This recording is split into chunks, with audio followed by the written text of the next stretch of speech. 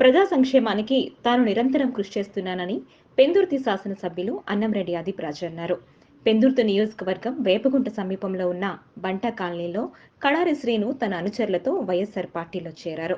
ఈ సందర్భంగా ఎమ్మెల్యే ఆదిప్రాజ్ శ్రీను తన వర్గీయులకు వైఎస్ఆర్ పార్టీ కండువా వేసి పార్టీలోకి ఆహ్వానించారు.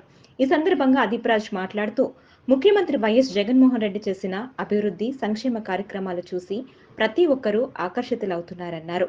దీనిలో భాగంగానే కడారి శ్రీను తమ పార్టీని వదిలి తన అనుచరులతో వైఎస్ఆర్ పార్టీలో చేరడం శుభపరిణామమని అన్నారు. భవిష్యత్తులో వీరందరికీ సంక్షిప్త స్థానం కల్పిస్తానని రాజ్ హామీ చేశారు. దీనిలో భాగంగానే కడారి శ్రీను తమ పార్టీని వదిలి తన అనుచరులతో వైఎస్ఆర్ పార్టీలో చేరటం శుభపరిణామమని అన్నారు. భవిష్యత్తులో వీరందరికీ సంక్షిప్త స్థానం కల్పిస్తానని ఆదిరాజ్ హామీ ఇచ్చారు. ఈ కార్యక్రమంలో GBMC co-option member Behara Bhaskar Rao, YSR party నాయకులు గండి రవికుమార్, యతి రాజుల నాగేశ్వరరావు, ఆదిరెడ్డి మురళి, మరికొంతమంది నాయకులు కార్యకర్తలు పాల్గొన్నారు. అదీప్ గారి గురించి నేను ప్రత్యేకంగా మీకు చెప్పవసరం లేదు.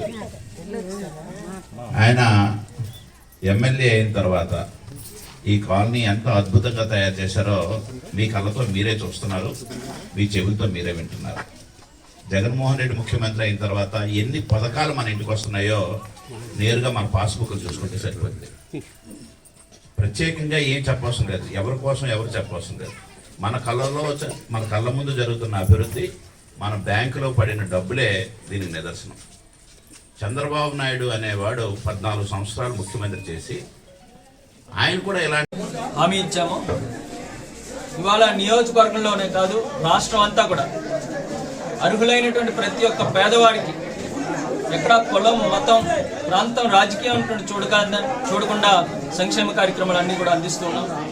ఎక్కడా కూడా ₹1 లంచం కానీ అవినీతి కానీ లేకుండా వాలంటీర్ వ్యవస్థ ద్వారా సచివాలయం వ్యవస్థ నేరుగా వారి ఇంటి గుమ్మం దగ్గరికే సంక్షేమ కార్యక్రమాలు అందించేటువంటి పద్ధతి మొట్టమొదటిసారిగా దేశ చరిత్రలోనే మన ఆంధ్రప్రదేశ్లో జరిగింది అనేటువంటిది మనం తెలియజేసుకోవాలి. ముఖ్యంగా వాళ్ళు జగన్మోహన్ రెడ్డి ఎన్నికలు